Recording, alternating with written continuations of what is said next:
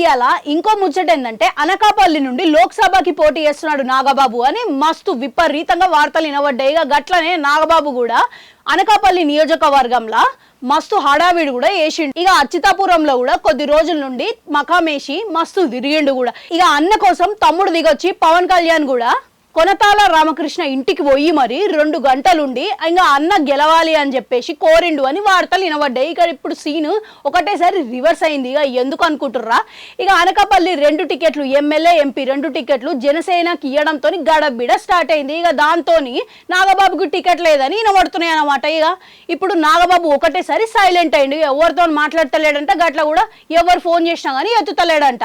ఇక 1-2 రోజులల్లో మొత్తం క్లారిటీ వస్తుంది ఈ విషయం మీద అని అంటురు. ఇక జనసేన పోటీ చేసే స్థానాలు చూసిన తర్వాత నాగబాబుకి ఎంతవరకు అవకాశాలు వస్తాయి అనేది చూడాలి మరి. ఇక మొత్తానికి ఈయననేమో అప్పటి వరకు మౌనవ్రతం చేసేలాగా కనబడుతున్నాడు. ఇక మొత్తానికి మీకేమనిపిస్తుంది, ఈయనకి టికెట్ ఇవ్వడం ఎంతవరకు కరెక్టు, అసలు ఈయనకి టికెట్ పోటీ చేసే అవకాశము అసలు కరెక్టేనా, అసలు సరైనోడే అనిపిస్తుందా? కామెంట్లలో పెట్టుది. అట్లనాడు గంటుంటారు, అది కూడా నొక్కురి. మళ్ళీ వస్తా.